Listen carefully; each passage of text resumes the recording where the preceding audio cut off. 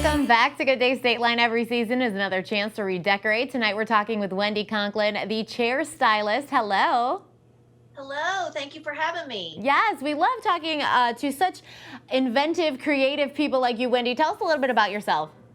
So I am what I call a chair stylist. I do upholstery, but that's kind of the means to the end so that I can get like something beautiful for my home, for clients. I do a lot of client work. I do work for friends and things like that. So for me, it's more about styling chairs, making them beautiful, taking something that's old and giving it a brand new life. Yeah, it's kind of incredible to look at those two chairs next to each other and think you started there and you turned into what looks like a very expensive, fancy chair, like very modern. Yes, absolutely. And you're also doing something great that you're, keeping things from going to, the dumpster. You're kind of and these old chairs have such personality to them as well. And that's what I think makes them so special to me. I've heard a lot too about chairs that are like older, any sort of furniture really, that they stand up a little longer and a little better than our current purchases, don't they? They do. And I mean, we've heard it said over and over that, they don't make furniture the way they used to. Yeah. And that's truly the case here. I mean, sometimes with old chairs, you'll have a few repairs that you need to do, but all of that is mostly doable. It's very rare that I ever find a chair that I can't repair and make it even stronger than it was before, with all the technology and things that we have to work with today as far as the glues and things like that. So it's a real satisfying thing to be able to make something with your hands. Sure. So when you see a chair like the one you started with, where does your mind go? How do you start?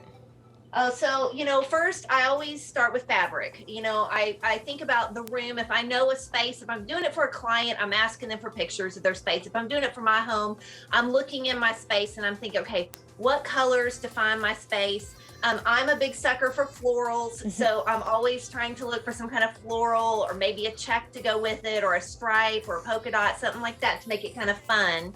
So I start with the fabric, and once I decide on that, then I decide on the paint.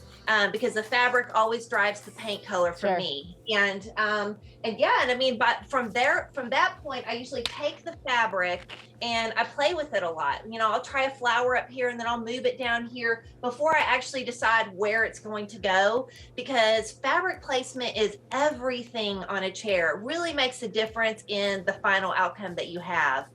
I bet, because if you were in a different area of that fabric, there maybe is nothing happening, but you picked the best area of the fabric.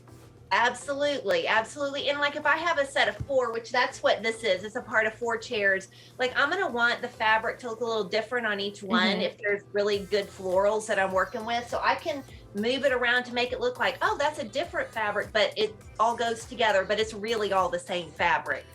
For those of our DIYers watching, what do you recommend, as in hardware and tools that you should have on hand if you're going to do some revamping to furniture? Absolutely. So you really need, and I grabbed mine just in case I needed them. You really need three main tools for stripping. You need like a rubber mallet. You are going to need some needle nose pliers. Most of us have these in our toolbox and everything. And then you need what I call a staple lifter. And so a staple lifter kind of has a little prong on the end to help you get up under the staples. So these three things help you strip down a chair. Obviously, you need a pair of scissors. And besides that, when you start upholstering, I know a lot of people want to go with handheld staplers, but they hurt your hands. They're hard to use. And sometimes those staples don't go in all the way on chairs. So I definitely recommend splurging on a little, on a staple gun and a little compressor, like just even a pancake compressor, which you can get for like $50 or $60, at your local hardware store, or you can even get them cheaper on Craigslist. So that's really the splurge, is go ahead and investing in something like a staple gun and a little small pancake compressor, but it makes all the difference in the world. I mean, it is a game changer when you're actually doing upholstery. I bet it is. Wendy, where can we get some more information about you? Where can our viewers go to get more tips? Yeah, absolutely. So you can go to my website, chairwhimsy.com.